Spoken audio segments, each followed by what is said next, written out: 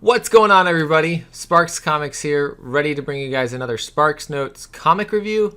This one for You Promised Me Darkness #2 from Behemoth Comics.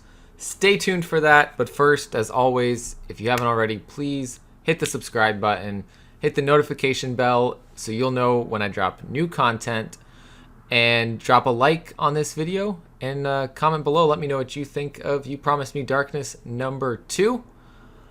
Something else that I've been doing recently and wanted you guys to know about is I started moving some of the creator interviews over to a podcast audio only format. So if you haven't gotten to go check out those interviews on YouTube and you want to play something while you're driving or just while you're out and about, go over to Spotify, look up Sparks Comics, and I've got 2 of them uploaded there already. More on the way.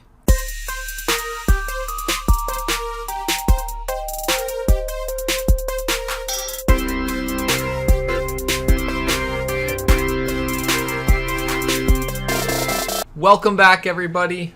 We're going to start talking about You Promised Me Darkness #2. This is from Behemoth Comics, written and drawn by Damian Connelly, with translations by Annabella Mazzaferi, or you may know her as Anna Shadowcat. She was the artist of the 1-in-5 ratio variant for #1.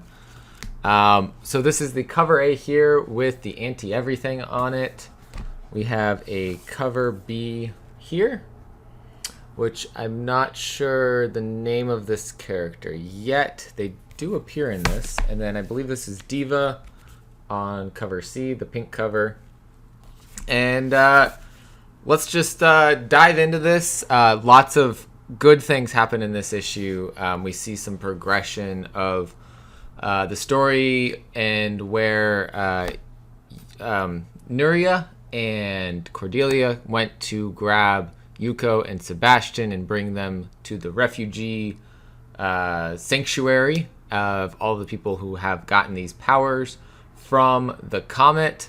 And that exchange is awesome because we learn how Nuria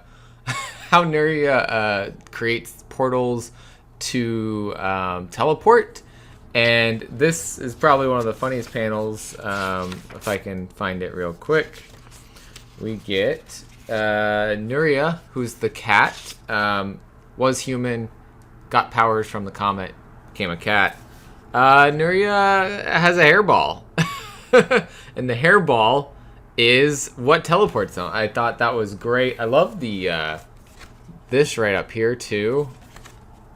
Absolutely phenomenal.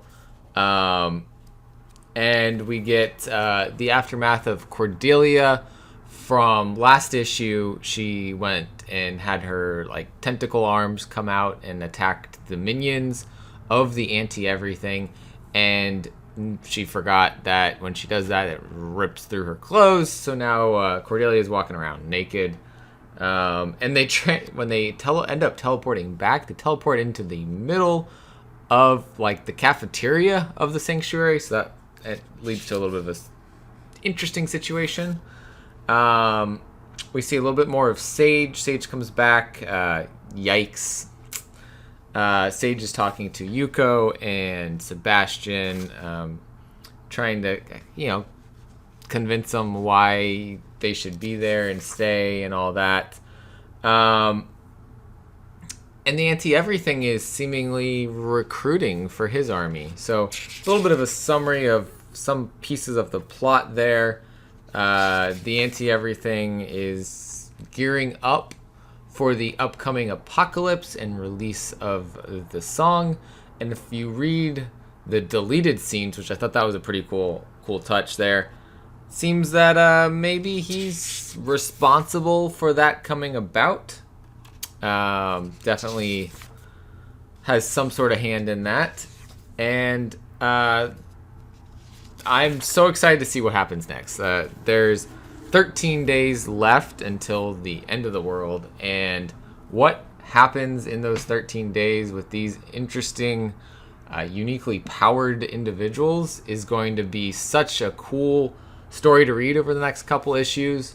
I'm very, very excited to keep reading this one. Nuria is very interesting as a character.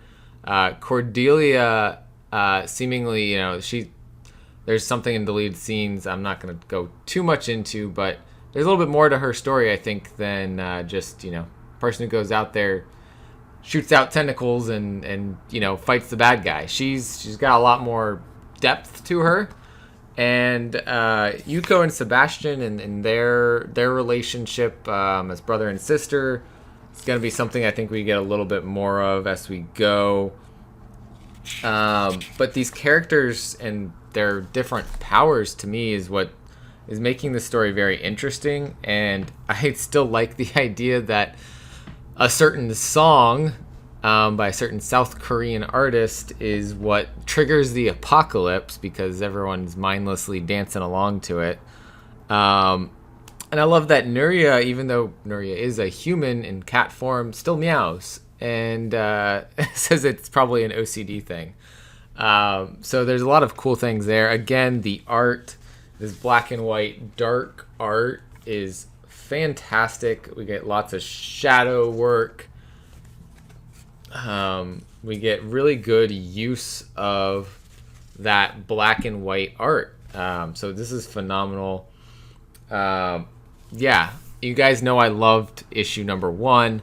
I had Damian on the channel and we talked about You Promised Me Darkness, the future of it. And I'm very excited to see what all else he comes up with in this world, because there's so many things that he could do, and I see that potential reading issue number 2.